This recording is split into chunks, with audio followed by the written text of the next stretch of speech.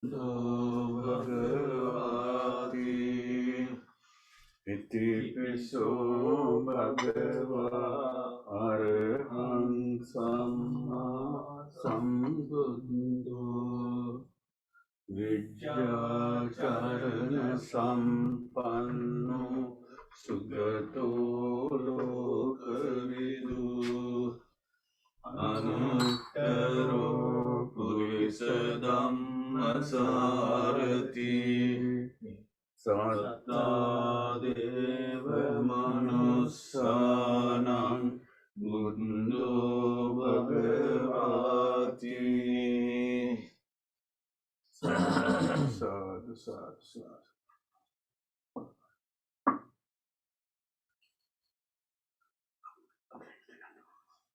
Ini kamera ada. Sangat. Bina mana jatuh gila ni. Oke.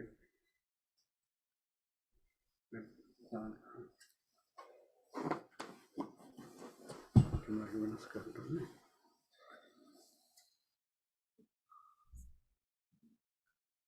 Sekarang.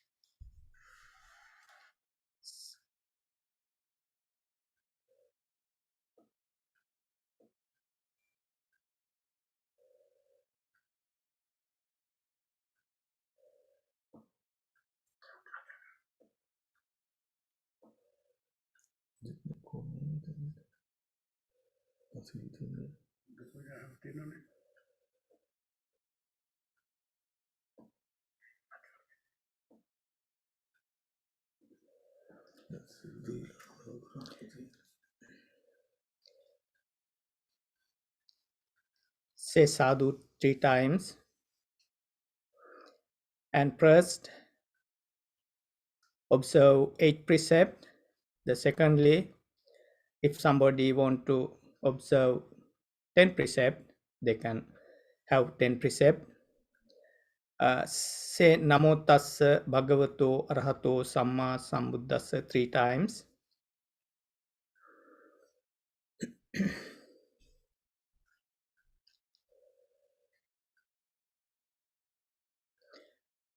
Repeat after me. Buddhang saranang gacchami.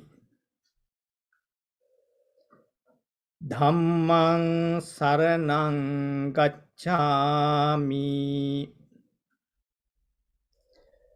Sanghang saranang gacchami.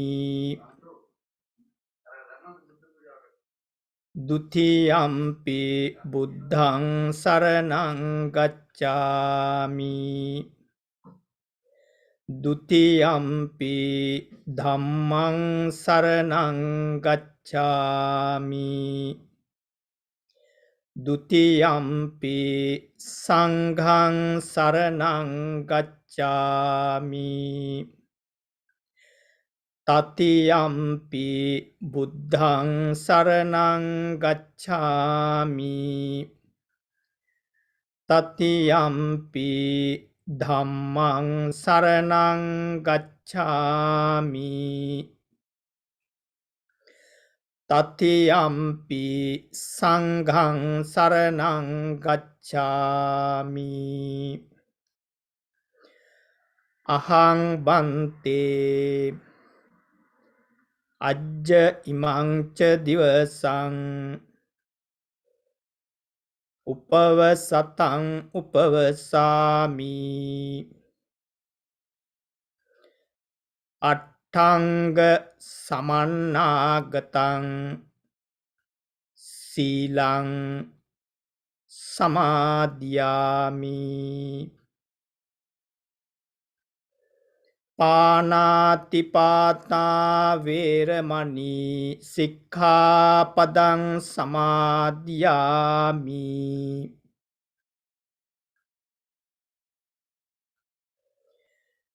අදින්නාදානා වේරමණී සික්ඛාපදං සමාදියාමි.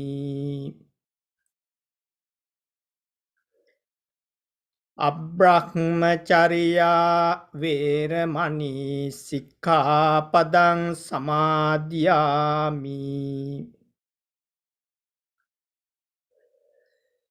මුසාවාදා වේරමණී සික්ඛාපදං සමාදියාමි.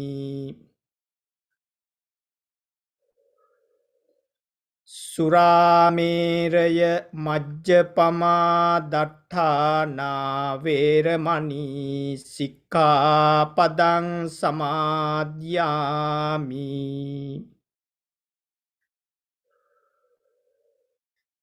විකාල භෝජනා වේරමණී සික්ඛාපදං සමාදියාමි.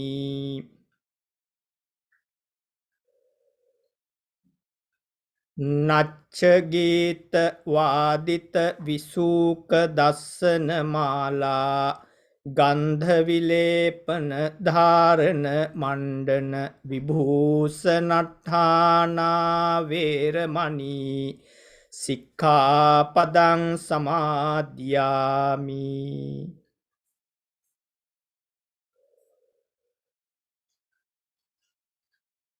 උච්චාසයන මහාසයනා වේරමණී සික්ඛාපදං සමාදියාමි.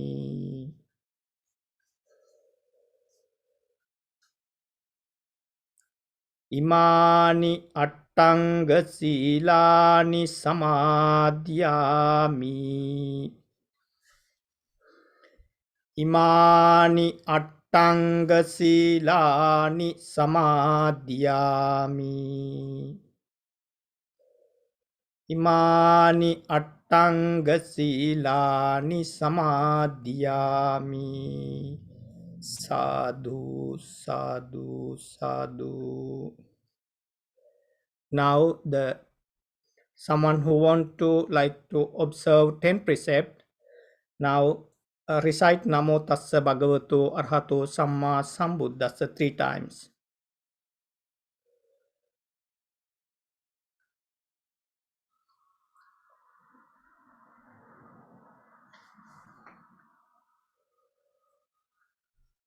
Buddhaṃ saraṇaṃ gacchāmi. Dhammaṃ saraṇaṃ gacchāmi.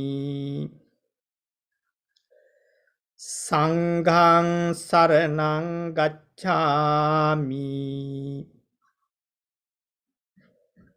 Dutiyampi buddhaṃ saraṇaṃ gacchāmi. Dutiyampi dhammaṃ saraṇaṃ gacchāmi. Dutiyampi saṅghāṃ saraṇaṃ gacchāmi. Tatiyampi buddhaṃ saraṇaṃ gacchāmi. Tatiyampi dhammaṃ saraṇaṃ gacchāmi. Tatiyampi saṅghāṃ saraṇaṃ gacchāmi. Ahaṃ bante ajjaimaṃ ca divasaṃ upavasataṃ upavasāmi. Dasaṅga samannāgataṃ sīlaṃ samādiyāmi.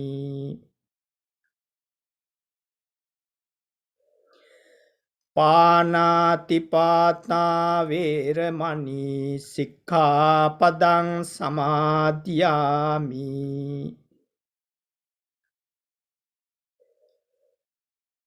අදින්නාදානා වේරමණී සික්ඛාපදං සමාදියාමි.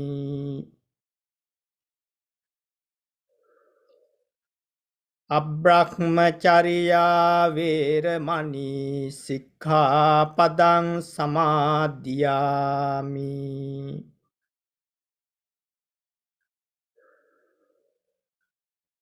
මුසාවාදා වේරමණී සික්ඛාපදං සමාදියාමි.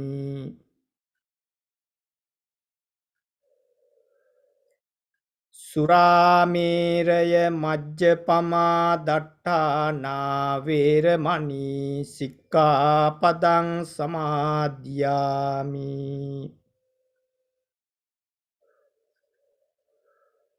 විකාල භෝජනා වේරමණී සික්ඛාපදං සමාදියාමි.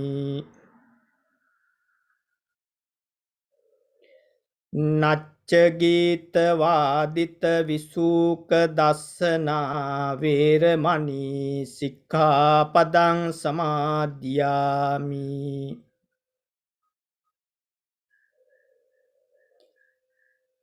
මාලා ගන්ධ විලේපන ධාරණ මණ්ඩන විභූෂණට්ඨානා වේරමණී සික්ඛාපදං සමාදියාමි.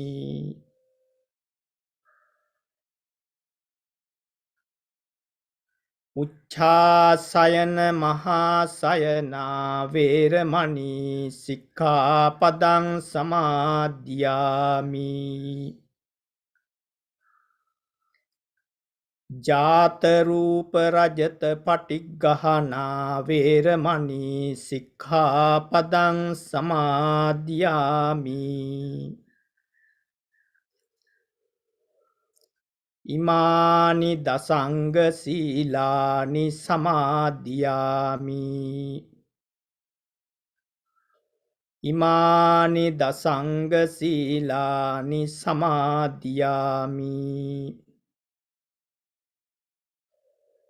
ඉමානි දසංග සීලානි සමාදියාමි. සාදු සාදු සාදු. Dear Dhamma friends, today Esala full moon for a day. You, our Dhamma friends, some of you observe 8 precepts, some of you observe 10 precepts. Now you are completely observe precepts. Then today, whole day, you have to mindful enough to continue your precept without breaking it.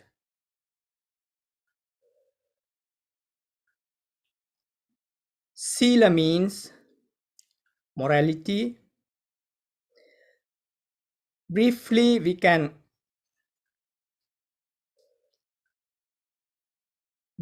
if we think about the sila, it is your bodily activities and verbally activities. Your words, simply your hand. When you do something using your body, if you hit somebody, you use your leg or you use your hand. And if you are not very mindful about that, sometimes you do the wrong things using your body. Then it may be breaking your precept. If somebody steals something from others, you mostly use your hand. Then it breaks your precept. Therefore, if you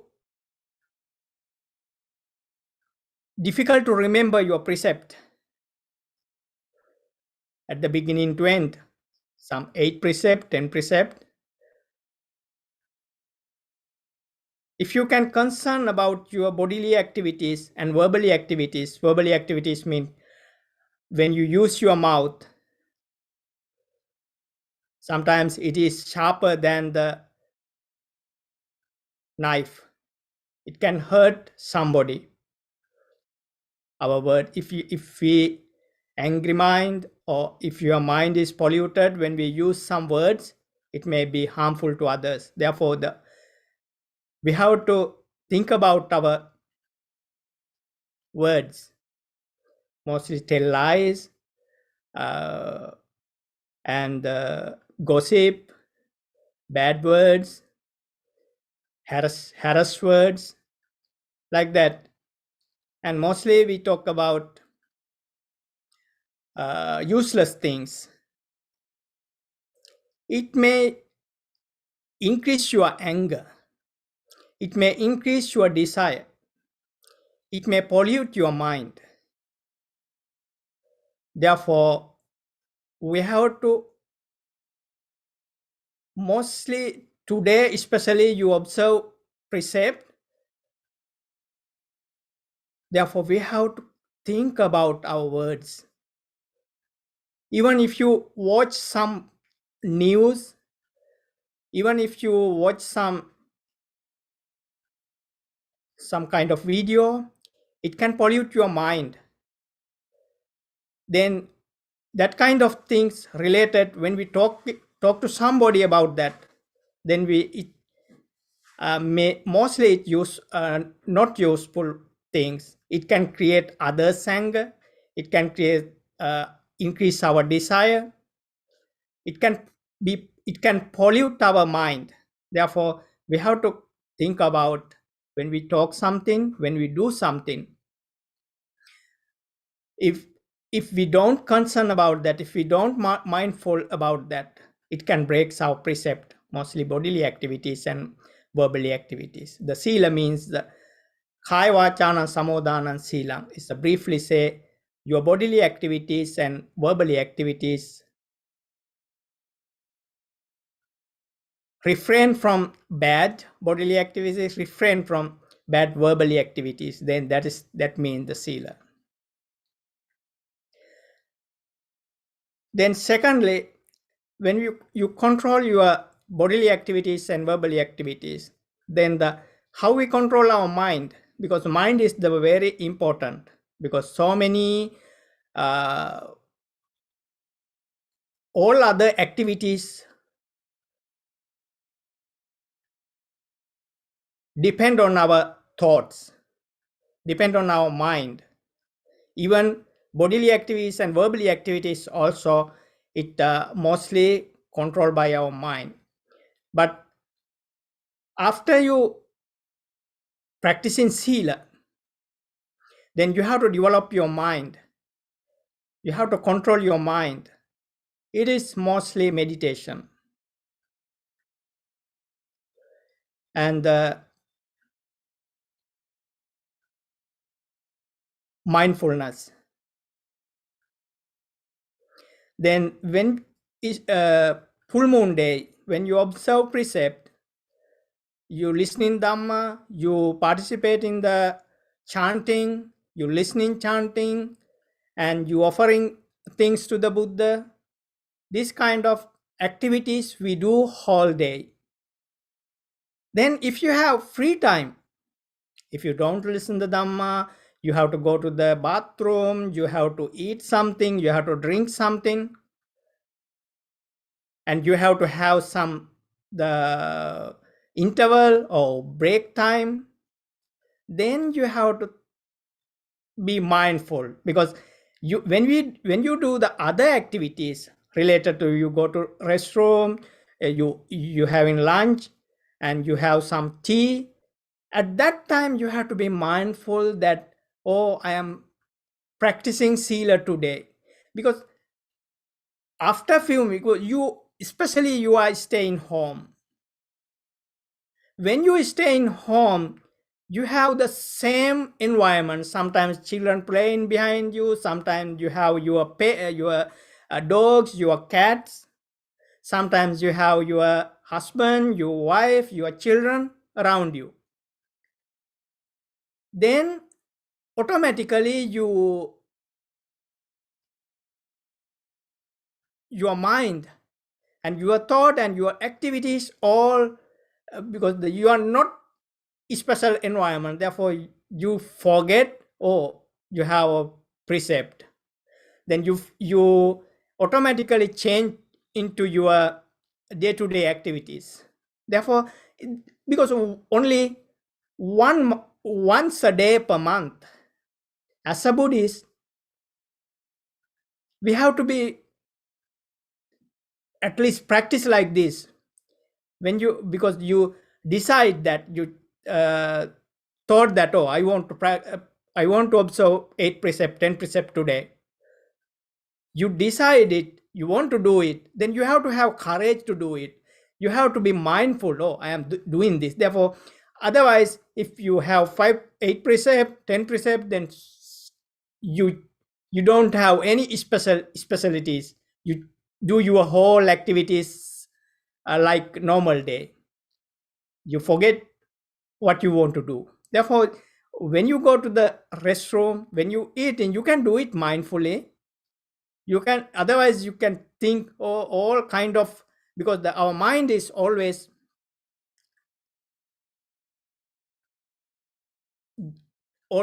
try to go natural way. Natural way is just our mind go here and they are playing with all other kind of things, and and absorb all kind of things to our mind. Therefore, we have to be concerned about that, and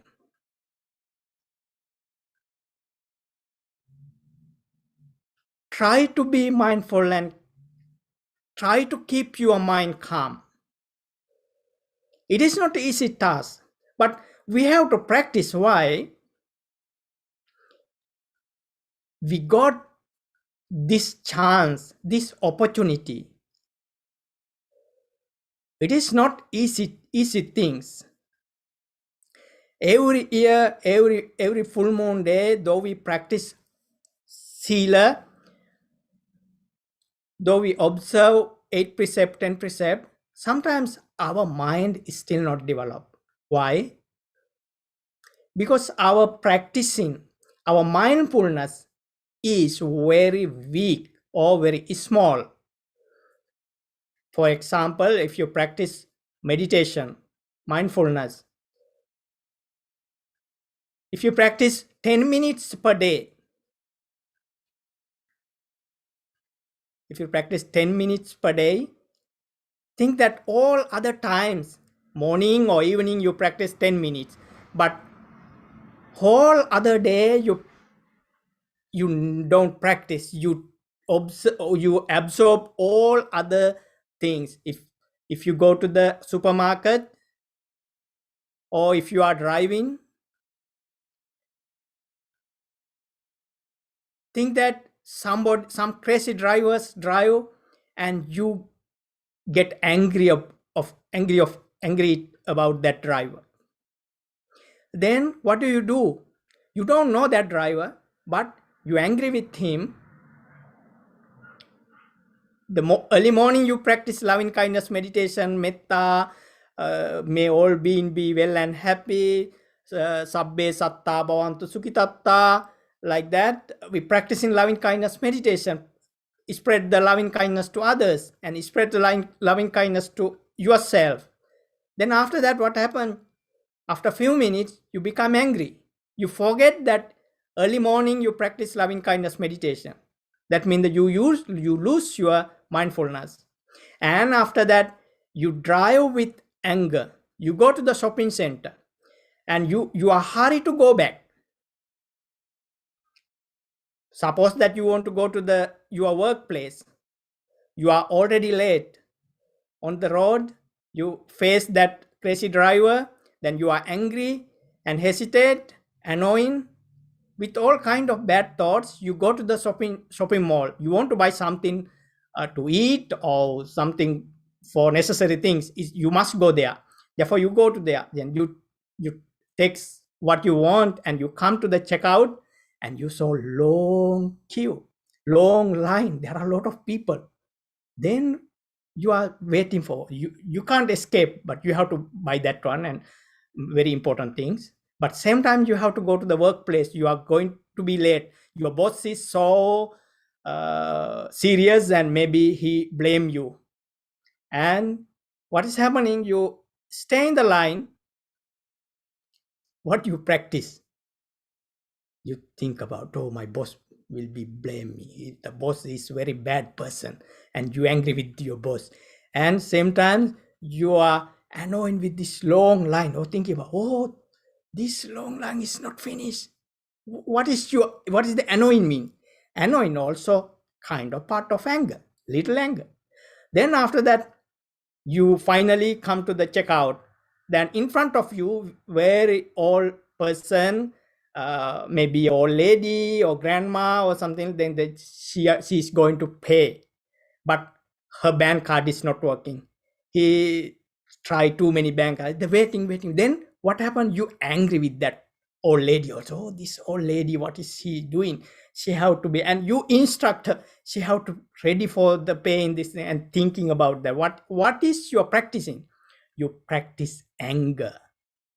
You 10 minutes practice loving kindness meditation, maybe from the road to this shopping mall, and stay in the line.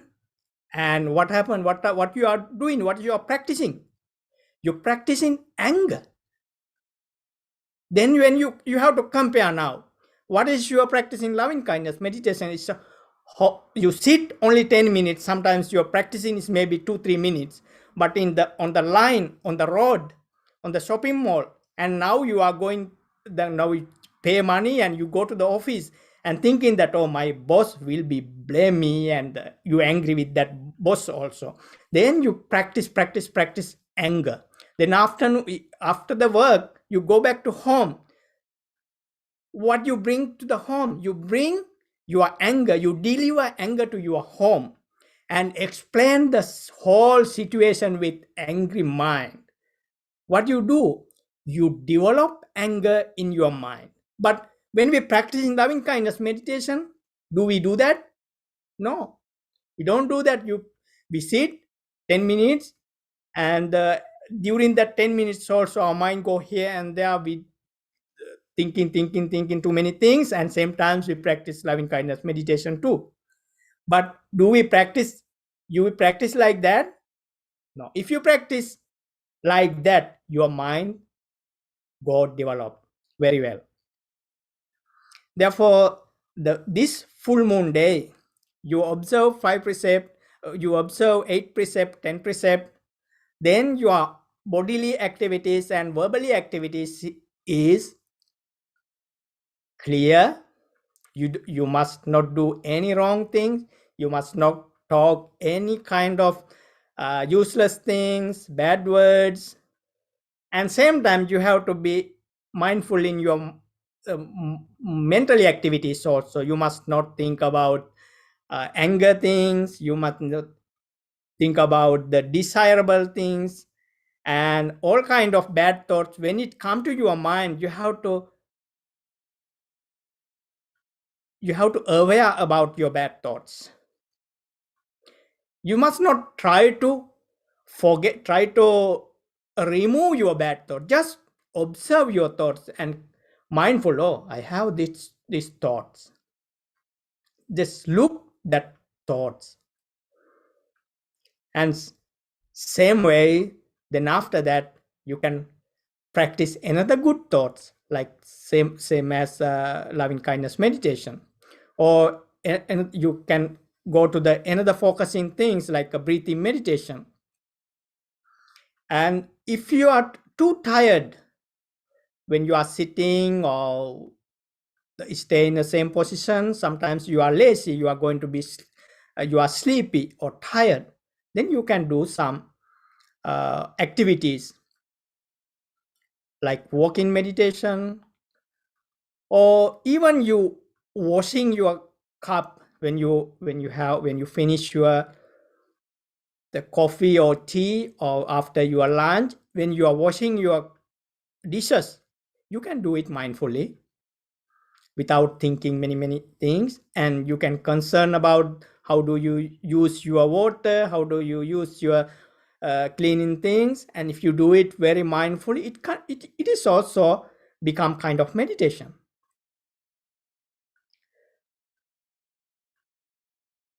Okay, now you practice loving you observe 8 precept, and some friends observe 10 precept. Then you knew that little bit about the meditation, how to focus your mind and how to practice uh, loving kindness meditation. But actually I didn't explain loving kindness meditation. Most of you, I believe that you know how to practice loving kindness meditation. Therefore, if you focus, if you want to practice loving kindness meditation today, you can practice it. And even uh, if you want to practice breathing meditation, you can practice it. I don't want to explain the breathing meditation and loving kindness meditation. It's a very popular, and everybody, I believe that everybody know how to do that. Just I want to emphasize, I want to talk to you that today you practice sila, and same time you have to practice the meditation. Then your verbally activities, bodily activities, and mental or mental activities, these three things can focus to you. Then you will be end of today, you practice, and you will be good practitioner for the today. And other thing is, we are going to offer in these flowers, incense, and some kind of beverage. The traditionally we offer to the Buddha these things. A few minutes after, we are going to do that. And when we chanting, our chanting also meditation.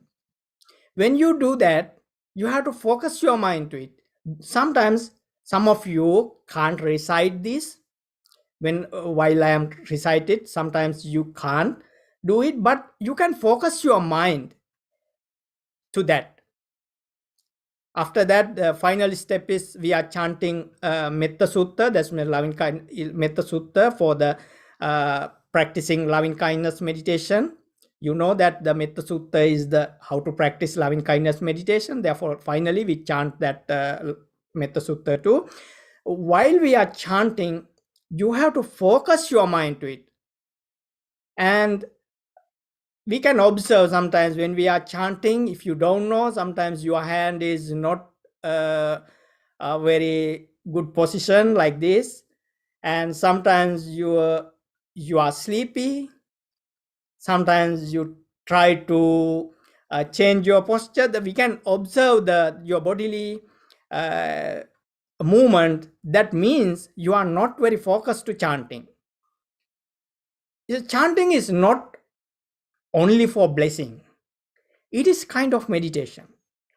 For example, if when we chanting Itipiso Bhagava Arahan Samma Sambuddho, that means we chanting is the Buddha's quality, Buddha's special qualities, 9 qualities. That if you can understand that meaning, then our faith, our Shraddha for the Buddha is increasing.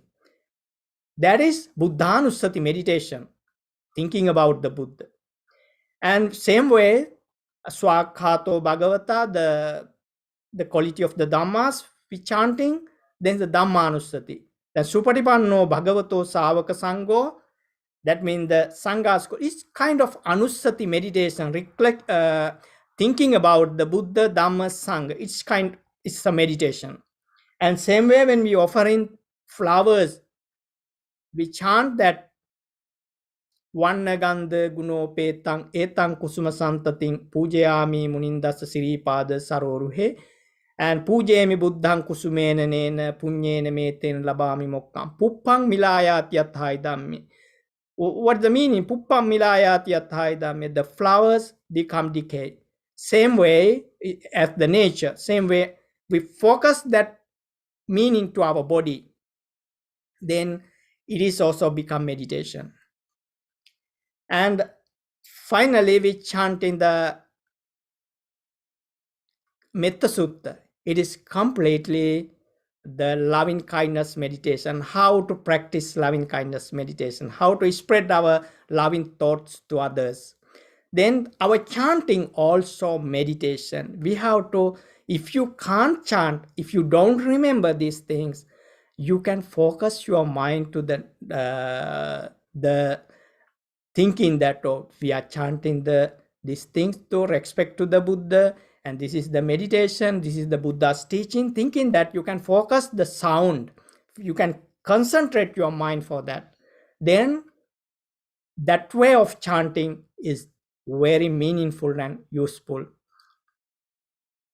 Okay, now you are,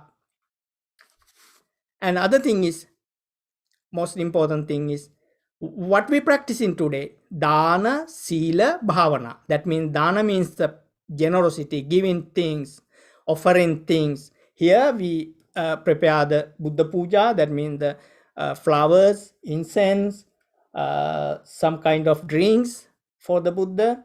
That is the offering. That means that we practice dana. Then the second one is sila. You observe 8 precepts. You observe 10 precepts. That is the sila. That means we are practicing sila. Then third one is the meditation. You listening the Dhamma, you listening the chanting. Same way you practice in the what you like, you can practice meditation. Then we practice dana, sila, bhavana. That is the Buddhist teaching. What, because when somebody asks what is the Buddhism, we say that we are practicing Buddhism. What we are practicing is the dana, sila, bhavana. Practicing generosity, practicing offering, practicing giving. Then the second one is practicing precepts. The third one is the meditation, practice meditation. Therefore, wherever we do some ceremonies, religious ceremonies as a Buddhist, we practice these 3 things. Today also, we are practicing these three things. Dana, offering.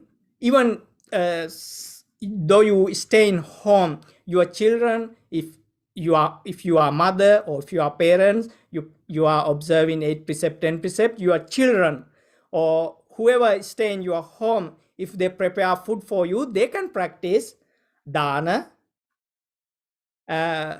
because you are practicing, you are observing precept, they can accumulate a lot of merit. So I can advise, or I can talk to someone who is staying home, your relatives, your children, your friends, then they can respect you because you are practicing the precept today. Your moral quality is higher than them because you have the 8 precept, you have 10 precept. Then you are very spiritual person. Then the other people stay with you home, they can support you. Then that's in that way, all of you participate in this program, all of you participate in this full moon day program. Therefore, the someone who is staying home, they have to support you. Then in that way, they can accumulate a lot of merits too. Therefore, this program is very useful to everybody. Okay, now we are going to offer in these flowers, as well as we prepared some offering to the Buddha. You can recite with me, or if you don't know what I am reciting, you have to focus your mind to it. First, we respect to the Buddha, Dhamma, Sangha. I am chanting, then if you can participate it, you can chant with me. Sadhu, sadhu, sadhu. Namo tassa bhagavato arahato samma sambuddhassa. Namo tassa bhagavato arahato samma sambuddhassa. Namo tassa bhagavato arahato samma sambuddhassa.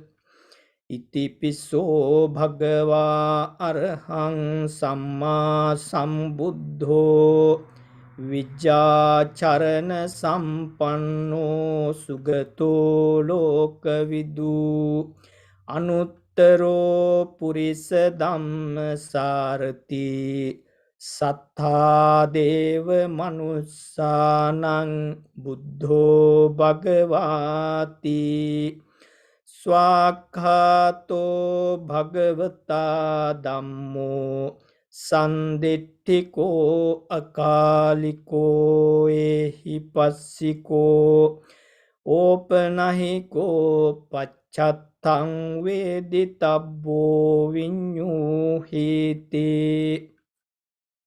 Supatipanno bhagavato savaka sangho Ujupatipanno bhagavato savaka sangho Nyayapatipanno bhagavato savaka sangho Samichipatipanno bhagavato savaka sangho Yadidang chattare purisa yugani atta purisa puggala Es bhagavato savaka sangho Ahuneyo pahuneyo dakhineyo anjali karaniyo Anutterang punyakhetang lokassati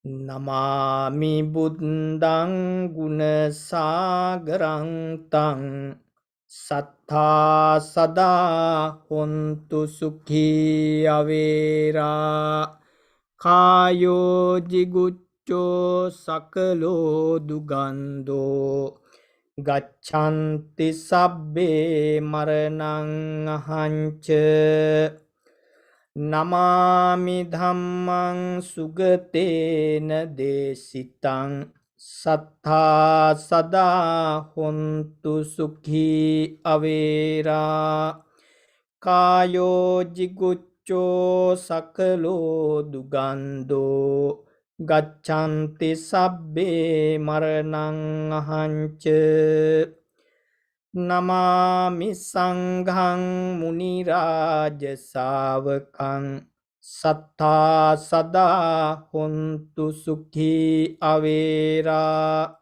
Kayo jiguccho sakalo dugando Gacchanti sabbe maranang ahancha Vandami cetiyang sabbang Sabbatane supatittitang Saririka dhatu mahabodhing Buddha rupang sakalang sada Yassa mule nisingnova Sabbari vijayang aka Patto sabbang nyutang satta Vande tang bodhipadapang Ime ete mahabodhi Lokanate na pujita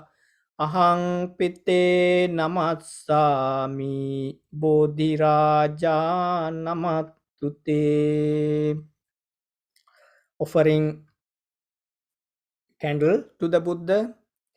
Ganasarappadittena dipena tamadangsina tiloka dipang sambuddhang pujayami tamonudang. Offering incense. Gandha sambara yuttena dupena hang sugandhina pujaye pujaniyang tang puja bhajana muttamang. Offering flowers. Vanna gandha gunopetang etang kusuma santating pujayami munindassa siripada saroruhe pujemi buddhang kusumena nena punyena metena labhami mokkang puppang milayati yatai dhamme kayo tatayati vinasa bhavang. Offering water. Adhivasetu no bante paniyang parikappitang anukampang upadaya patiganhatu muttama. Offering beverage. Adhivasetu no bante gilana paccayang imang anukampang upadaya patiganhatu muttama.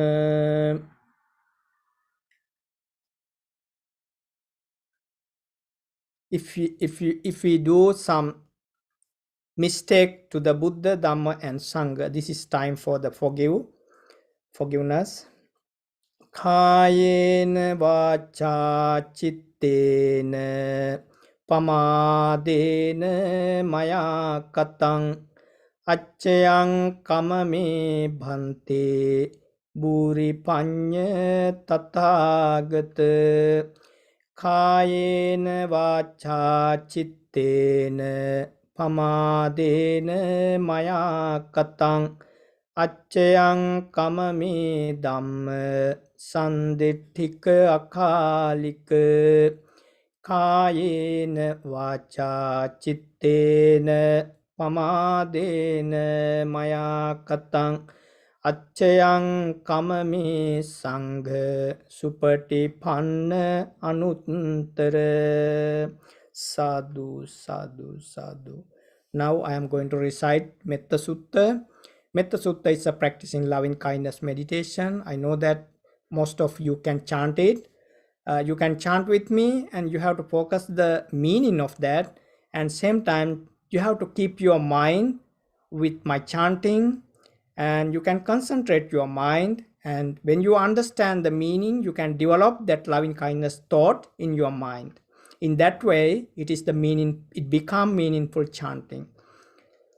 Karaniya matta kusalena yantang santang padang abhisameccha sakho ujucha suhujucha suacho chassa mudu anatimani santussa kocha subharocha appakiccocha sallahuka utti Santindriyocha nipakocha appagabbo kulesu ananugiddo nacha kuddang samachare kinciyena vinyu pare upavadeyung sukhino va kemino hontu sabbe satta bhavantu sukhitatta Yeke cipana bhutatti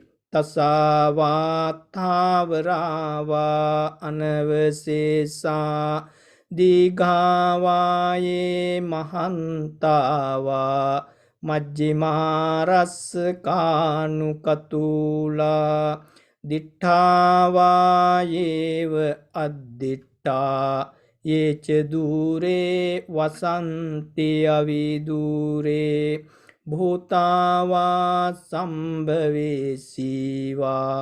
සබ්බේ සත්තා භවන්තු සුඛිතත්තා නපරෝ පරං නිකුම්බේත නාති මඤ්ඤේත කත්තචිනං කංචේ ව්‍යාරෝසනා පටිග සංඥා නාඤ්ඤ මඤ්ඤස්ස දුක්ඛ මිච්ඡෙය්‍ය මාතා යතානියං පුත්තං ආයුසා ඒක පුත්ත මනුරක්ඛේ එවම්පි සබ්බ භූතේසු මාන සංභාවයේ අපරිමාණං මෙත්තං ච සබ්බ ලෝකස්මින් මාන සංභාවයේ අපරිමාණං උද්ධං අදෝච තිරියං ච මාන සංභාවයේ අපරිමාණං මෙත්තං ච සබ්බ ලෝකස්මින් මාන සංභාවයේ අපරිමාණං උද්ධං අදෝච තිරියංච අසංබාධං අවේරං අසපත්තං තිට්ඨං චරං නිසින්නෝවා සයානෝවා යාව තස්ස විගත මිද්දෝ ඒතං සතින් අදිට්ඨෙය්‍ය බ්‍රහ්මමේතං විහාරං ඉදමාහු දිට්ඨිං ච අනුපගම්ම සීලවා දස්සනේන සම්පන්නෝ කාමේසු විනේයගේ දං නහි ජාතු ගබ්බසෙය්‍යං පුනරේතිති දුක්ඛප්පත්තාච නිදුක්ඛා භයප්පත්තාච නිබ්බයා සෝකප්පත්තාච නිස්සෝකා හොන්තු සබ්බේ පිපානිනෝ සබ්බේ බුද්ධා බලප්පත්තා පච්චේකානං චයං බලං අරහං තානංච තේජේන රක්ඛං බන්දාමි සබ්බසෝ sadhu sadhu sadhu. Now the first program today you observe 8 precepts. Some of you observe 10 precepts.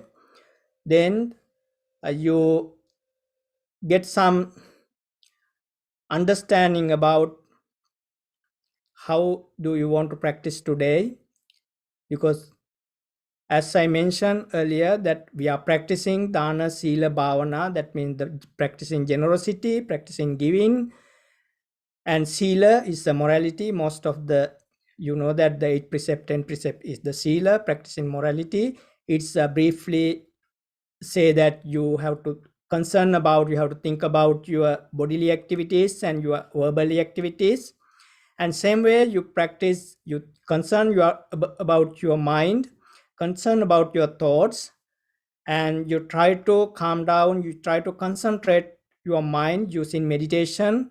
Therefore we are today we think about our bodily activities, verbally activities, and mental activities, and we try to calm down, try to control these things, and after it become our sila, it become our meditation. Then gradually it help us to develop our mind, and finally when we practice like this, it become our habit. One day it help us to overcome all kind of suffering, and as all Buddhists, we are Buddhists, we believe that we wanted to be attain the bliss of Nibbana. That is our ultimate goal. When we practicing like that, we gradually develop that state. One day, maybe in this existence or another existence, we must attain the bliss of Nibbana. If not, what happened is we have to go with all kind of suffering facing as a sansarik, as a being, as a animal, as a human.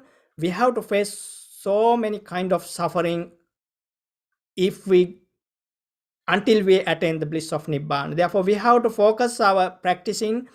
One day we want to attain the bliss of Nibbana. One day we want to develop our mind and remove all kind of attachment, remove all kind of defilements. You have to have think that, you have to have wish that. Therefore, final minutes you can give wish, you can make a wish, and you can make a big determination about that. That is the useful way to practice sila, practice meditation for this day. Therefore, everyone have to think about, we accumulate a lot of merits offering the things to the Buddha, and we respect and we chanting. We accumulate a lot of good thoughts, we accumulate a lot of merits. May these merits help us to attain the bliss of Nibbana, and may these merits we share with our departed relatives and heavenly beings. May they accept these merits, they also be free from suffering, and finally all of us attain the bliss of Nibbana. Say sadhu, sadhu, sadhu, sadhu.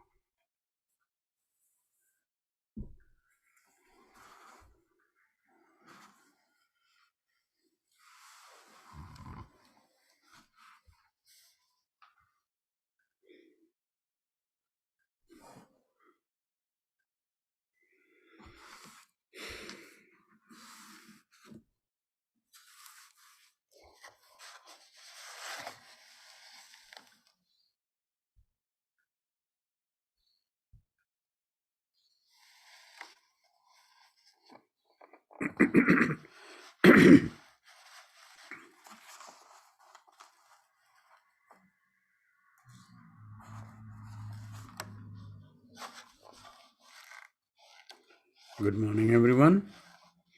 That was Venerable Atale Sumana, who will be here during the rain season. We have invited him from Connecticut, and so he will be with us throughout the 3 months.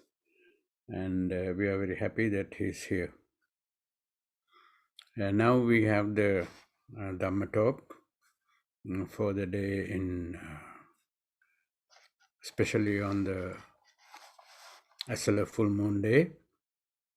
So we begin the Dhamma talk.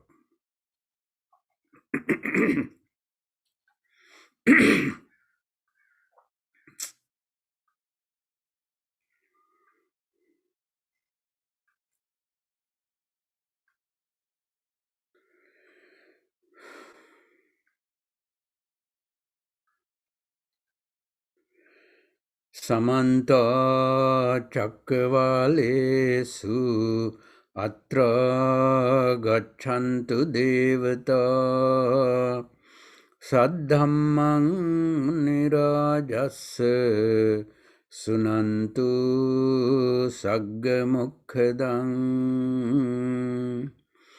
Dhammasavana Kalu Ayang Badanta Dhammasavana Kalu Ayang Badanta Dhammasavana Kalu Ayang Badanta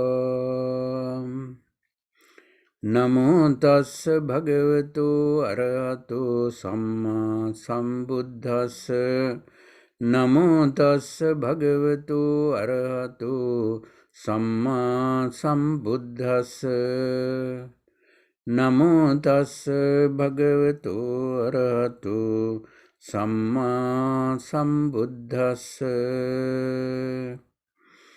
Dve me bhikkhave anta pabbajitena nasevitabba Yo chayang kame sukama sukallika yogo Hino gammo potu janiko anariyo anatta sanghito Yo chayang atta kilamatanu yogo dukkho Anariyo anatta sanghito ete te bhikkhave ubho ante anupagamma majjhima patipada tathagatena abhisambuddha chakku karani jnana karani upasamaya abhinyaya sambodhaya nibbānāya sangvattati.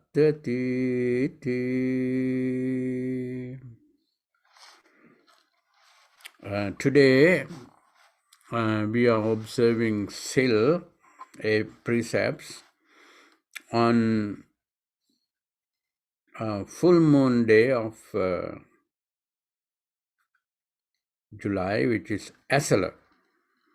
Esala full moon day was a few days ago, but in this country we have to observe precepts or any other activities related to full moon day is the closest weekend, and in our hearts and in our mind today is the Esala full moon day. We all know that a few days ago we celebrated the Esala full moon day at the temple last Friday, that is 2 days ago, 3 days ago. And we know that Esala is almost important as Vesak. Vesak, the Buddha was born. Esala is the day that Dhamma was born. And probably the Sangha was born the same day because one of the disciples of the Buddha, Kondanya, who was ascetic, practicing together with the Buddha, became enlightened on Esala full moon day, that after he gave the first sermon. So therefore, this is the Poya, the full moon day, that Dhamma and the Sangha, both two jewels, arrived in this world. So therefore, Vesak and Esala is equally important to all Buddhists in the world. Not only Theravada Buddhist, but Mahayana Buddhist and Vajrayana Buddhist, or whoever the Buddhists are, this is their beginning. Esala full moon day and Vesak full moon day of the beginning of their spiritual practices about 2600 years ago. Now when the Buddha became enlightened, he needed some time to contemplate on what he understood about human conditions, because no one in the world before the Buddha has discovered or understood anything close to what the Buddha understood at the full moon day of Vesak, when he was becoming enlightened. And it was an ocean of knowledge, wisdom that he discovered. And when there is such a vast collection of information, when the Buddha wanted to share it with someone, it's not easy even for the Buddha, because Dhamma is so deep like the ocean. And it is very difficult for anyone, even for the Buddha, to figure out where to start and how to teach this Dharma. How to teach this in words or language, because there is no enough sufficient words to use to express his ideas, express what he discovered. So he had to come up with so many technical terms that was never heard before. Even if they had it, they had different meanings from what the Buddha saw the meaning of that word. So once you know a subject, whatever the word that you hear, you understand it if you know the subject more than anyone else who has no idea about the subject. So the Buddha had to redefine, not only he came up with the word, and he had to explain what that word means. So it was so amazing that Buddha condensed all his knowledge that he gathered throughout many kalpas. For most of us, Buddha was born as Prince Siddhartha, and he started studying with so many other teachers, and then he learned something, and he meditated, and he discovered something, and that's what we know. But that is not all. He had been searching and searching and searching, and practicing means testing. Whatever he gathered from many great teachers, like many past Buddhas, he learned a lot of things. But anything that you learn from any Buddha is the Buddha's knowledge, that is not your knowledge. So the Bodhisattva, that was Prince Siddhartha in his previous lives, he had to work so hard to make all the wisdom that he gained from many Buddhas, Kakusanda, Konagama, Kashyapa, so many 28 Buddhas that we are talking about, but he had gone through more than 28 Buddhas in the past lives. So he had to experiment with life to make that his own life, his own wisdom, his own knowledge. And finally, in this life, he went through the final finishing touches as Prince Siddhartha, and he completed all the pieces of the puzzles together. And when all the puzzles are put together completely, then he sees the complete picture. Complete picture of what life is all about.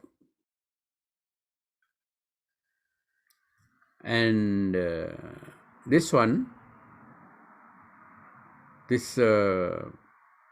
understanding that he gained is clearly explained in the very short first sermon that is called Dhamma Chakka Pavattana Sutta. Turning of the wheel of Dhamma. Establishing the wheel of Dhamma. That is the name of the sutta. So many kalpas of learning has condensed into 10 to 15 minutes talk in this Dhammacakka Pavattana Sutta, which can be done only by a Buddha and no one else in the whole universe, including any Deva, any God, any Brahma, any other priest or philosopher or psychologist or anyone. Only the Buddha. Samanenava, Brahmanenava, Devenava, Marenava, Brahmunava, Kenachiva lokasmi. Kenachiva means nobody in this world, including all the Samanas, all the Brahmanas, all the Devas, Samanenava, Brahmanenava, Devenava, Brahmenava, Marenava. So, anyone besides the Buddha cannot explain this vast knowledge in a 15 minutes talk. And we know that Sabba Papassa Akaranam Kusalassa Upasampada Sachitta Pariyo Dapanam Etang Buddhana Sasanam. You must have heard that in the Dhamma talks, so many monks explained that this Gatha, Sabba Papassa Akaranam, is the condensed version of all Buddha's teaching. But actually, this one is all about practice of Buddha's teaching.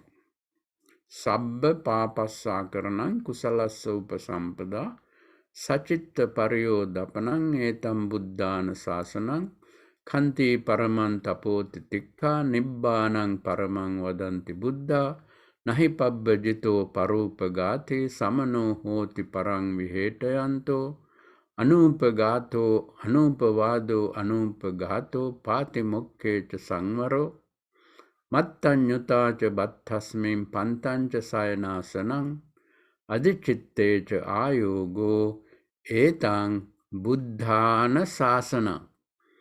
This is the advice teaching of the Buddha. Now we take this as the most condensed version of the Buddha's teaching. Actually, this is the most condensed version of the Buddha's practice that he advised all of us to practice. Condensed version of the Buddha's teaching is Dhammacakkappavattana Sutta. 45 years of explanation of the Dhamma was compressed into this one sutta, very small, very short sutta, Dhammacakkappavattana Sutta. That means this few pages that you see in the Nikaya text is the most valuable few pieces of knowledge out of billions of books we see in this world. Right now, if you go to libraries, there are so many millions and billions of books if you count all those books in the libraries in the world. But these 3 or 4 pages are the ultimate knowledge of all those books. Compared to this sutta, they are nothing. Why? Because these 4 pages are the most relevant to all beings, not only human beings, but for devas and brahmas and animals and all the other explanation of the existence, explanation of the conditions of their lives, and understanding the real nature and understanding the nature of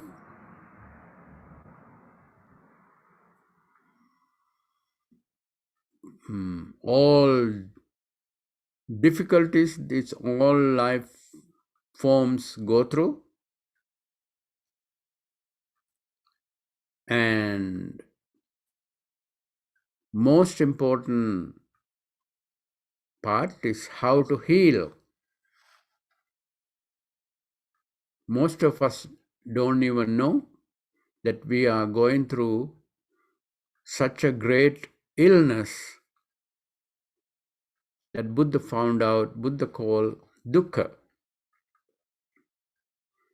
This dukkha is the illness that is common to even the devas, even the brahmas. Why? Not only humans, not only animals, not only pretas, not only demons, all the devas and all the brahmas, most refined beings in the world are brahmas, gods, beyond God. Huh? So, why? Because they also face a moment that is called death. Even the deva has to die and leave everything that he is attached to, that he used to depend on. All the brahmas have to leave their lives and come back and reborn as an animal sometimes. Brahmas can come back and reborn as a poor person somewhere on earth or human world, human realm. And this illness is common to all beings.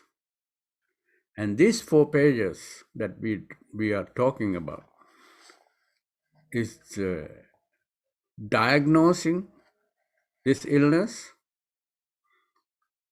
and presenting the treatment to heal this, overcome this illness of all beings. Therefore, if there is any 4 or 5 pages that are most valuable for all beings in the whole universe, if there is any book, not only in this world, but even somewhere else in the universe, if there are any books, these 4 pages are the most valuable pages and most important for all beings. So the giving of such a talk in condensed form is not an easy thing that only a Buddha can do. And this is how very well carefully chosen words. Each word is very carefully used in this talk. There's no single word that you can say this is an unnecessary word here in this sutta. Dhamma Chakka Pavattana Sutta, the establishment of the wheel of Dhamma. That is the sutta that came to this world from the brain of a Buddha, from the mouth of the Buddha on this Esala full moon day. I think even as a Buddhist, even as Theravada Buddhist,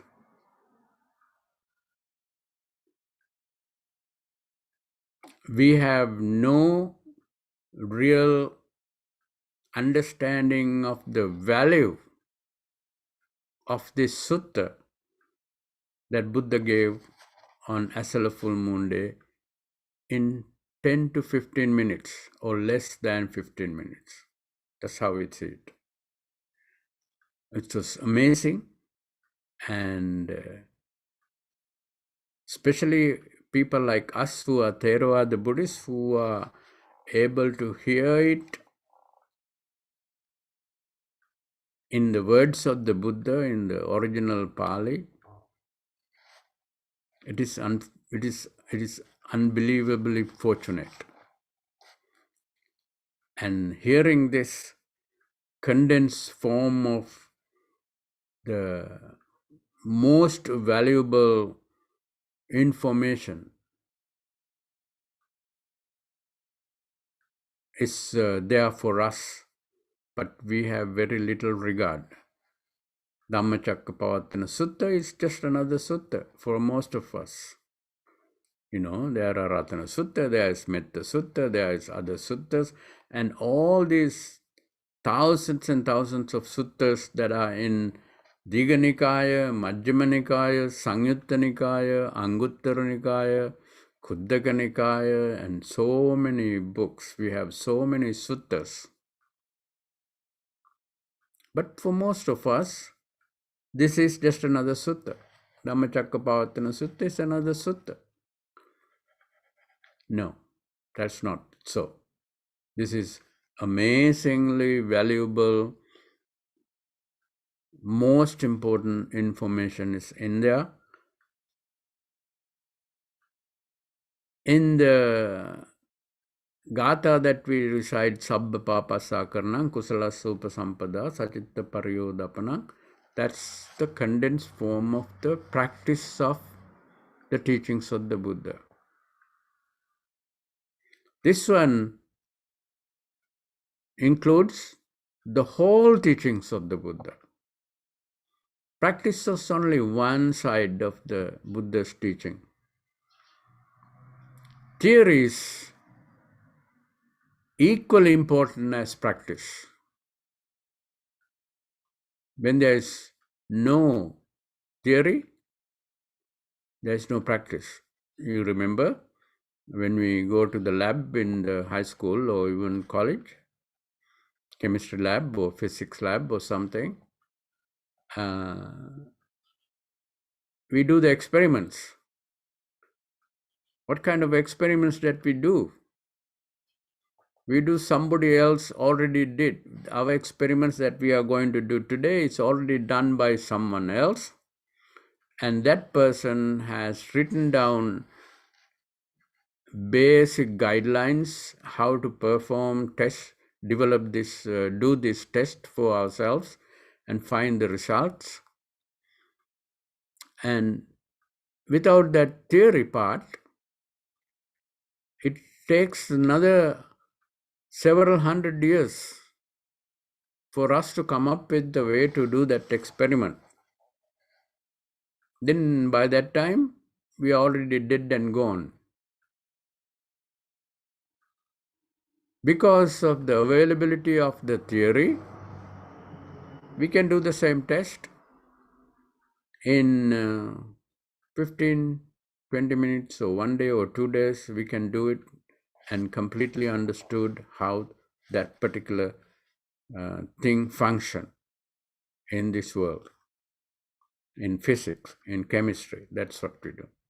Without the theory that is already discovered and found by others, we cannot do those tests for ourselves, and then the knowledge is not ours. Knowledge is there somewhere in the book until we test it for ourselves. Just like in the chemistry and physics, in Buddhism exactly the same. Buddha has spent millions of lifetimes and so much effort in this life and made the theory available for us and also the practice available for us. But until we do it ourselves, that is not our knowledge. That is a belief. Buddhism is not something to believe. Buddhism is something to test for oneself and make it your knowledge, your own knowledge, your own knowledge. Whatever the knowledge in the book is there, it's good. We can read it and we can enjoy, we can listen, we can think about it and we can be happy about it. But do we know what the Buddha was talking about in these sutras? No. We say dukkha, dukkha, dukkha. Our life is so full of problems. But how much we know about the real nature of dukkha in our world? We know nothing. People even say life is suffering. That is what Buddhists believe. No, believing is nothing. We have to see for yourself. We are born and we are grown up and we are struggling to feed our body every day, and we are struggling and struggling, fighting with our family members, fighting with our neighbors just for the survival, and then doing all these things that we did, going to college, getting so many jobs and getting married and having children. All of these things are done for nothing, because in the end, you lose everything. And you don't even know why you did all these things all your life. We can talk about it just like that, and we can get a barely okay idea, acceptable idea. But do we really know what the dukkha is that Buddha is talking about? No, we don't know. We don't know until when? We don't know until we did the experiment by ourselves in the lab. That is the difference between Buddhism and all other religions in the world. All other religions in one side, Buddhism in one side. Buddhism is something that we need to verify and test for ourselves.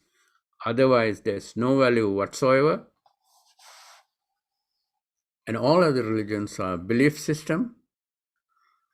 And if you think that belief has value, then Buddhism also you can believe, and we can make much more sense out of Buddhism compared to many other religions in the world.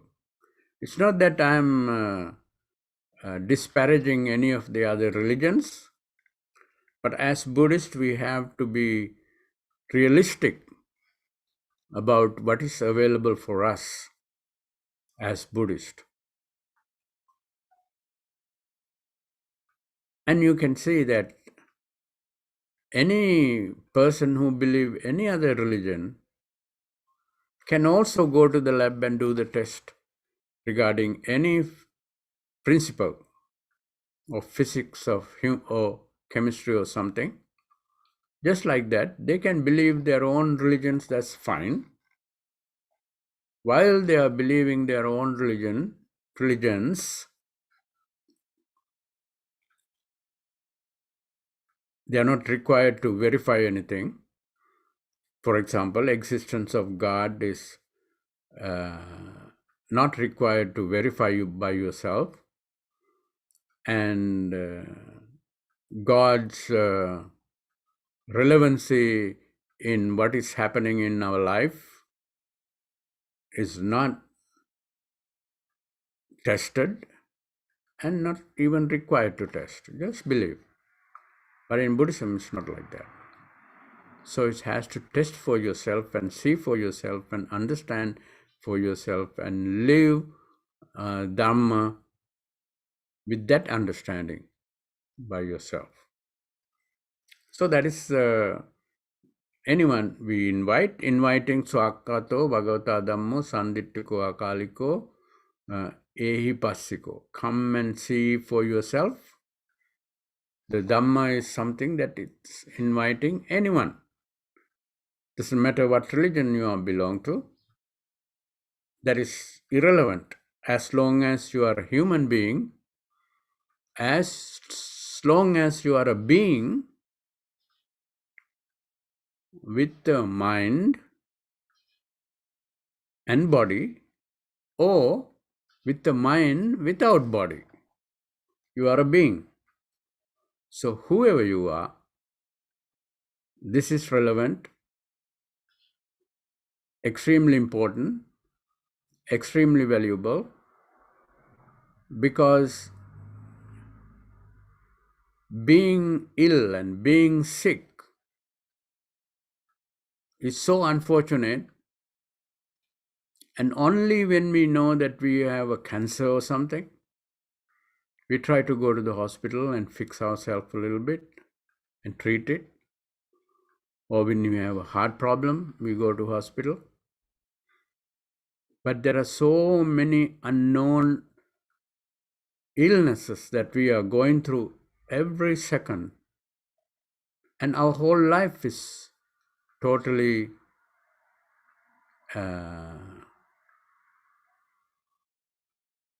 what is a good word? Totally irrelevant of what we are doing in our life, with our life. That means we are doing so many things to heal ourselves, but whatever we do is totally irrelevant in healing those illnesses. Do we know it? We don't know it until you closely look at it. How many of us closely look at it? Majority, even the Buddhists, don't closely look at what life is all about and what are the illnesses that we are going through without knowing that we are going through those illnesses and experiencing so much pain. And there's no way we don't want to be old, but old age is happening every second. Our wrinkles we don't like, but it is happening. And are we trying to find the treatment for our wrinkles? We are trying, but are they real treatments? No. They are not real treatments for our age, our thousands and thousands of illnesses that we go through. We need the treatments. Only few of major illnesses we go to find the treatments. That's what we do.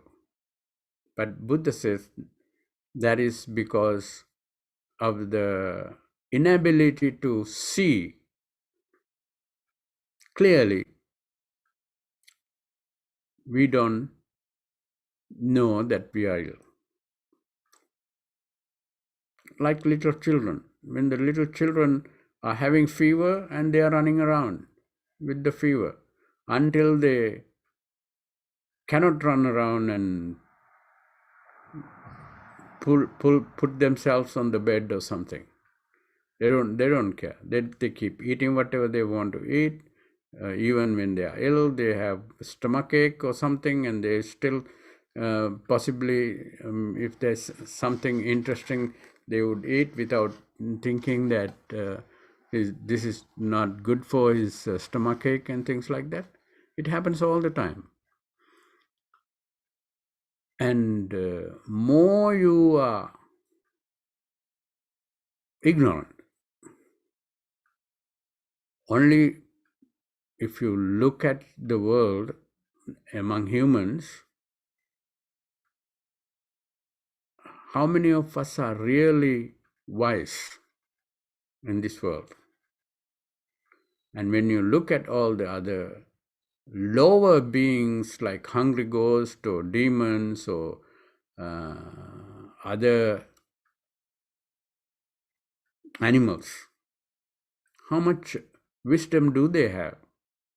But they also go through the same agony that we are going through. But do we know? We don't know. Do they know? They don't know. But we generate more and more pain for ourselves without knowing we are creating pain for ourselves. And this is not a pessimistic way of looking at it. Most people would say, oh, Buddha talked about suffering. This is not a religion for us. No, Buddhism is not a religion to begin with. And Buddha does not talk about suffering just the way that any other person talk about bad, difficult conditions of life. It is a doctor would see certain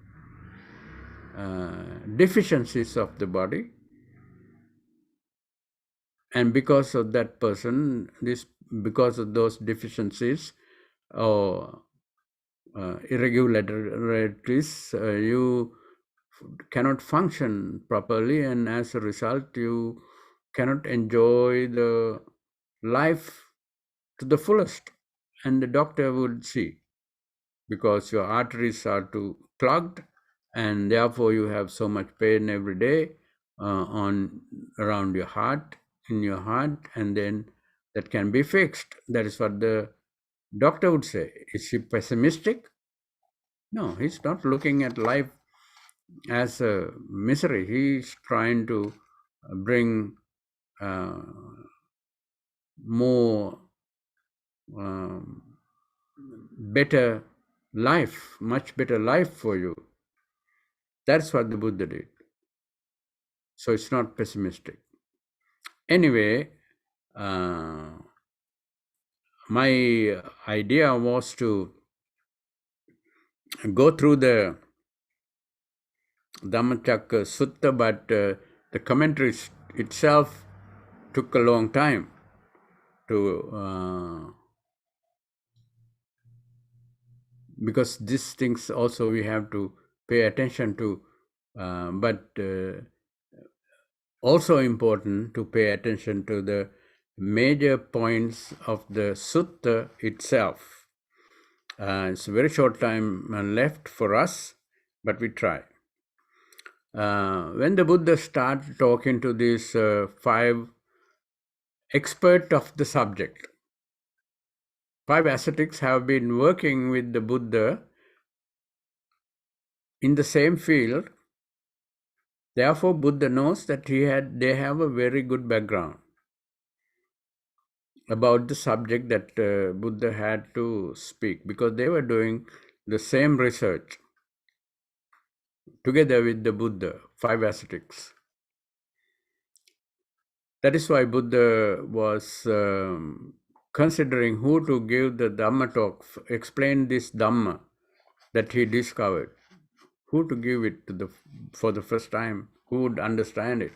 And then he figured out that he decided maybe the 5 ascetics would be the best.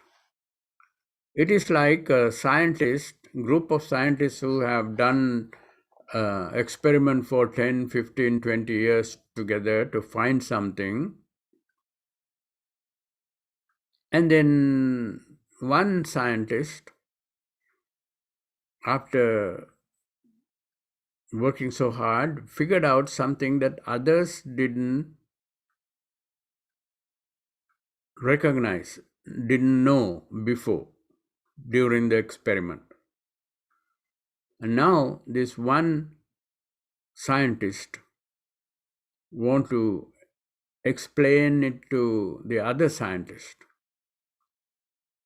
so he can start explanation from the very end.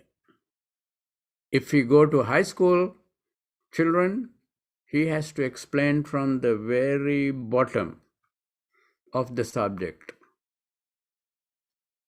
But in this case, Buddha gave the teaching to the people who have a very good idea about it, and therefore he was very direct and no introduction, nothing.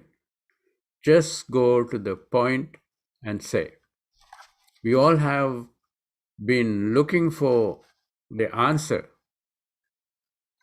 or we have been looking about the knowledge what we call dukkha. What is the problem of life that we all are looking for?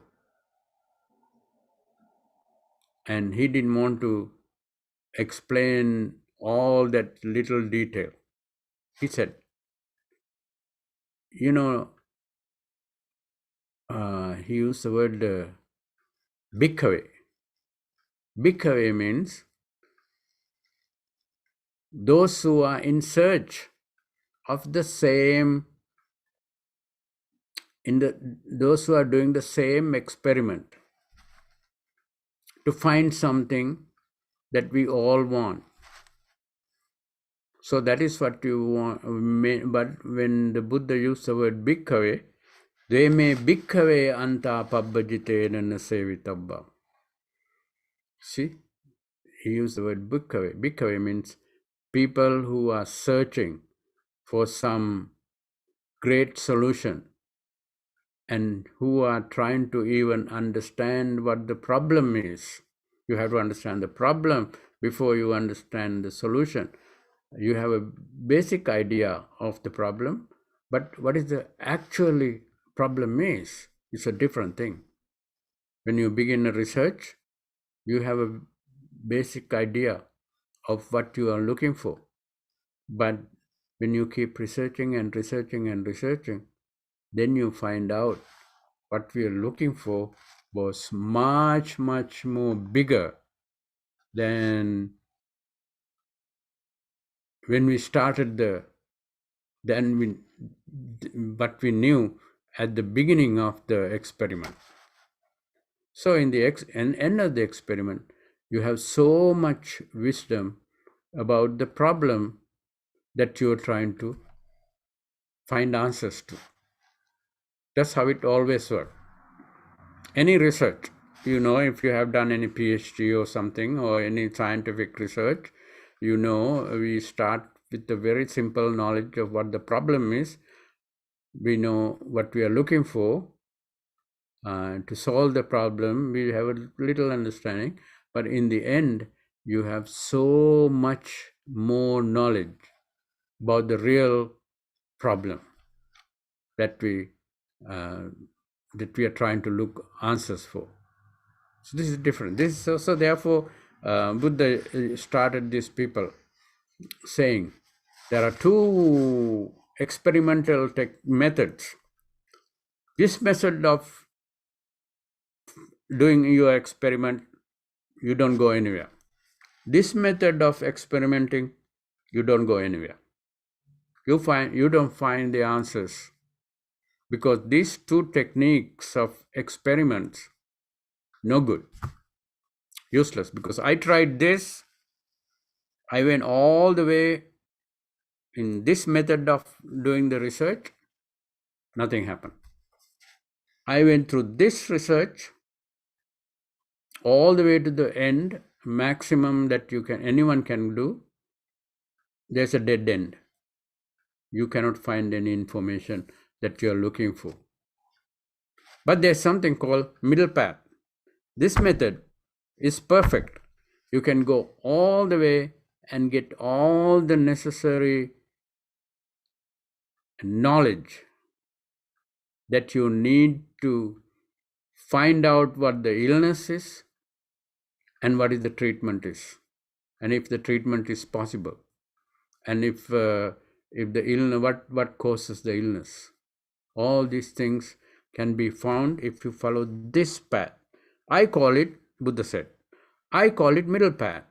And this is how middle path means. This is what it means. He says, Samma Ditti Samma, Sankappa Samma, Vaja Samma, Kammanta Samma, Ajiva Samma, Vayam. This is the middle path. This technique works. This technique does not work. This technique does not work. There are two techniques that we all use in Indian culture, Indian tradition, to find answers. Attakilamatanu yogo, hino dammo pochujjaniko anaryo anatta sanghito. This technique is totally ignoble, useless. Anatta sanghito means totally useless. Pochujjaniko means low class. This is not a great scientist would do this type of. Pochujjaniko means uneducated type of people doing this research, this type of research. And the other one,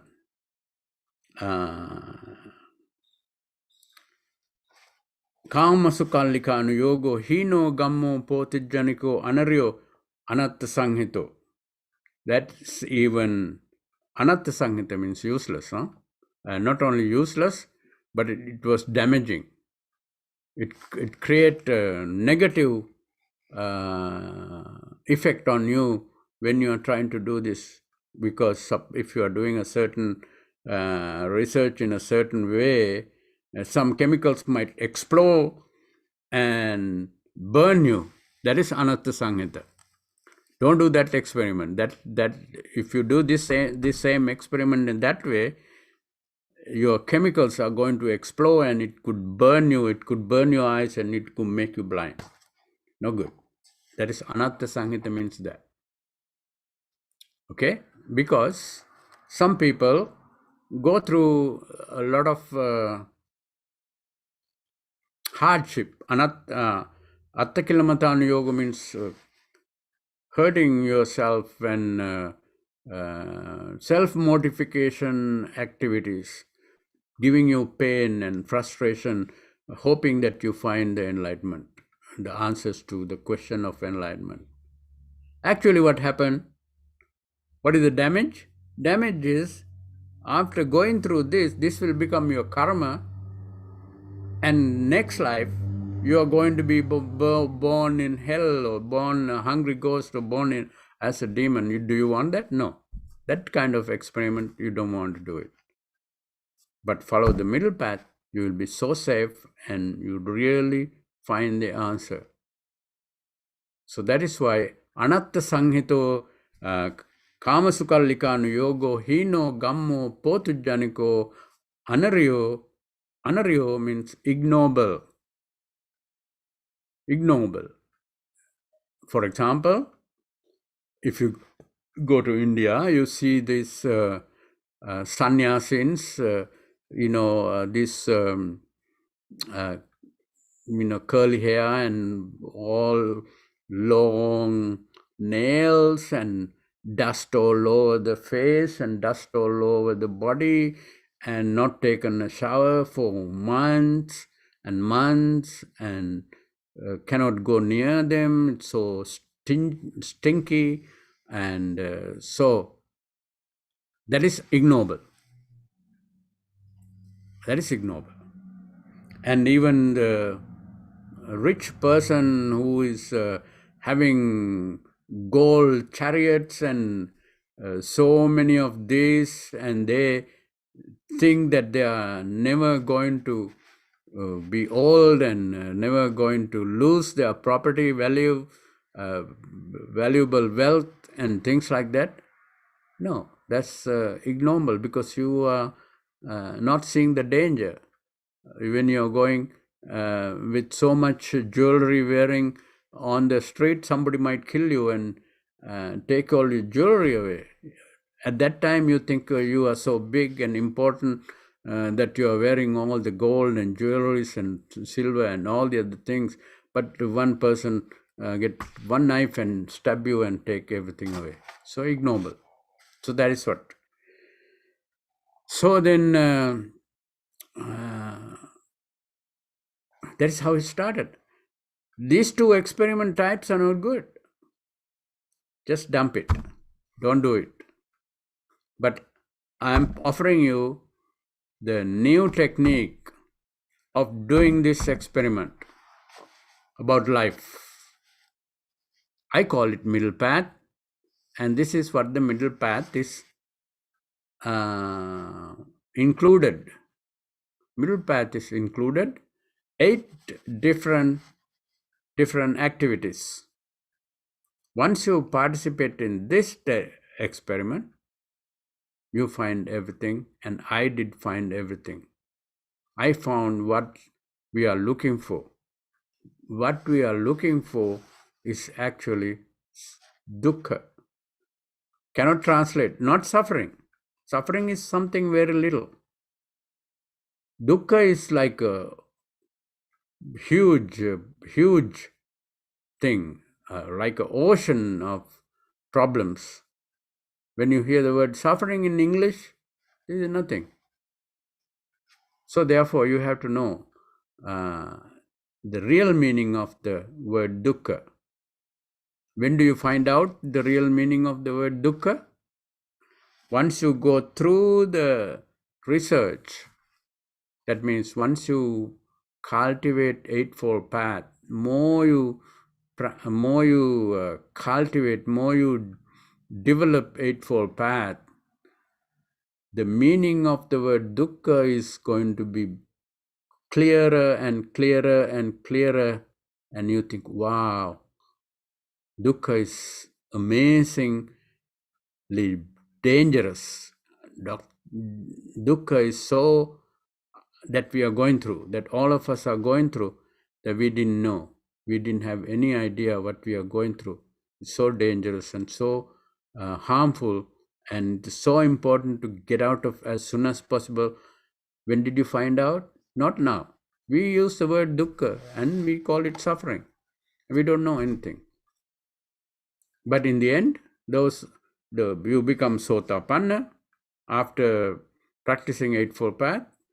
Then you have a better idea, much bigger idea. Wow, this is so dangerous. It's so important. I don't want to live in this samsara even any moment after this, because it's such a repulsive thing, unpleasant thing to carry, that dukkha in my body and my mind. So that is how you realize in the end of the experiment. That means more you follow the Eightfold Path, the meaning of the word dukkha become so clear and so vast, and you will laugh at yourself for using the word suffering. I used to call it suffering. Suffering means little headaches here, little frustration here, things don't go right, and then I got upset a little bit here, and that is what suffering of life is. And then I was so foolish at that time. I call suffering is this. My mother dies and I feel bad and I'm sad and that is suffering. No, that's not suffering. Suffering is like you are in the hell while you are living. How do you know? Because you can see for yourself. Until you see for yourself, you don't know.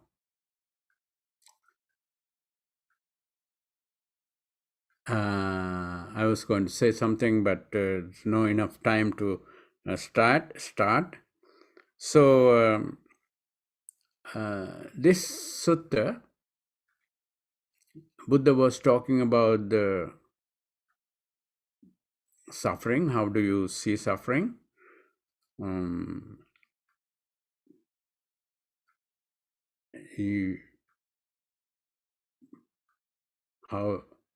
Jnana karane. Majjhima Patipada Tathagatena Abhisambuddha, Eightfold Path, is deeply understood by the Buddha.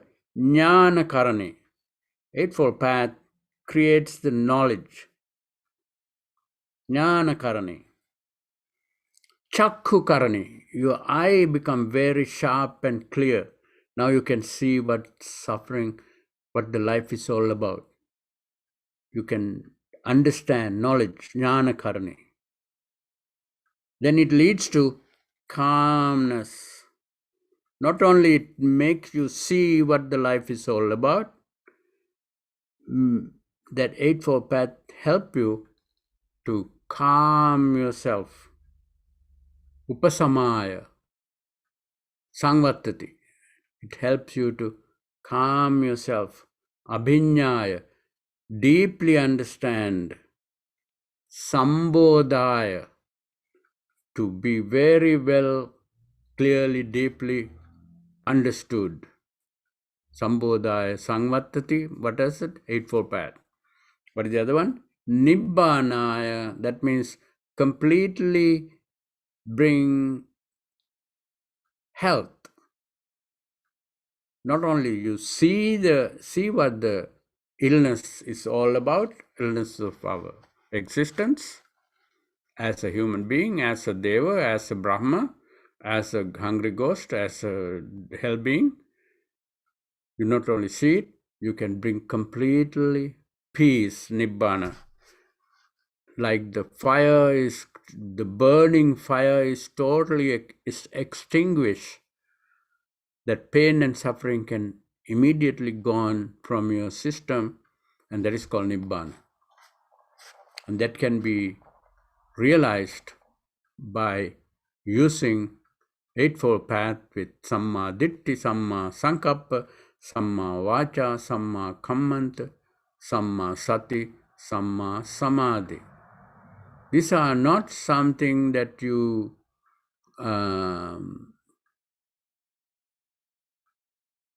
do one by one. Once your Samma Ditti is, your wholesome view is becoming better, your Samma Vayama is also becoming better at the same time. Your Sati is becoming at the same time. You're becoming more mindful about yourself. These are all working together. Eightfold Path work together. When one is improved, all the others are improved also at the same time. When you are Samma Vacha, the way you talk to your mother and the father and the family members, when you change the way that you talk to your family, just the language that you use, you change. The tone of your language, you change. And then immediately something else happens. What happens? Samma Sati arise. Samma Samadhi arise. Right? Samma Vacha arise. Samma Ditti arise. All this work together. And in the afternoon, if we have time, we explain it to you a little further. Now the Dhamma talk is, time for Dhamma talk is over. And we only did a little scratch of the Dhamma Chakkapavatana Sutta. So that means this sutta is amazingly deep and more and more informative than we think. That is why Buddha had to take 45 years to explain what he said in this sutta, Dhammacakkappavattana Sutta. So we need several days to discuss this sutta, if it is in the classroom. So today, on Esala full moon day, at least we have a little introduction about what the Buddha said, and you see, you pay attention to every word that Buddha used in this sutta. Maybe in the afternoon we talk a little bit more about it, and so this is the time is over, and so we end the sutta. And by listening to the Dhammacakkappavattana Sutta, about the Dhammacakkappavattana Sutta, on this Esala full moon day, we have generated so much positive energy for ourselves. That means we generated a lot of calmness and wisdom. Calmness and wisdom always bring us good energy, develop in our body and mind. And let us share this merit with all the devas who attended to listen to this Dhamma talk. And let us also share this merit with all the relatives and friends of all of us who are deceased and be born in some place. Maybe they be able to increase their quality of lives, and may they be happy, and may they be well, and finally may they all attain ultimate peace, which is Nibbana. With these thoughts in our mind, please say sadhu, sadhu, sadhu. Sadhu, sadhu, sadhu. Akasatta cha bummatta deva naga mahiddhika punyantang anumoditva chirang rakkantu loka sasanang. Akasatta cha bummatta deva naga mahiddhika punyantang anumoditva chirang rakkantu desanang. Akasatta cha bummatta deva naga Mahiddhika punyantang anumoditva chirang rakkantu no sadati. Sadhu, sadhu, sadhu. Thank you very much for listening to the Dhamma talk, and may you all be happy and peaceful and be able to learn more and more Dharma. And today we have a little break, I think, after this.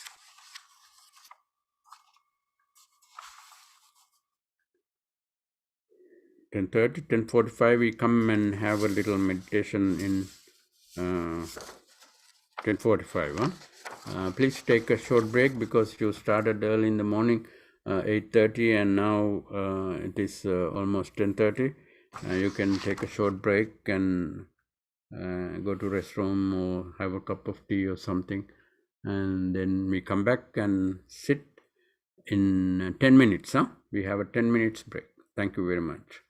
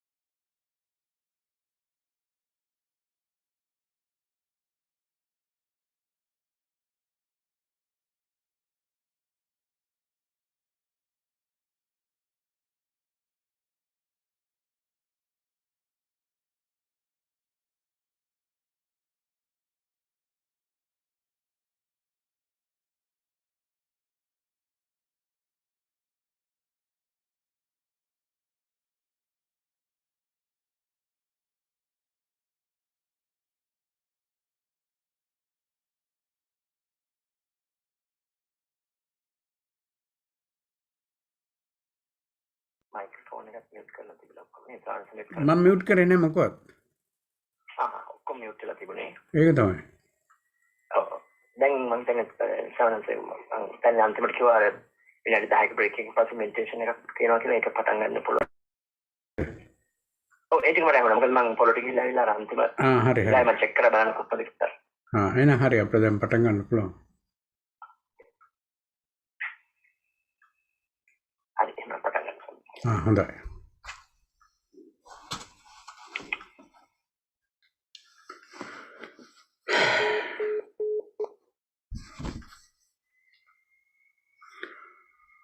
එහෙනම් we had a little technical problem since 10:45. Now it is almost 10:50. But we understand now it is working. The connection is good, and I hope you can hear. Now let us spend few minutes, like we have about 20 minutes for a short meditation. Everyone please sit down on your chair is fine. On the floor if you are sitting, that is also fine. Let us keep the back straight in a way that our blood flow to the brain is good.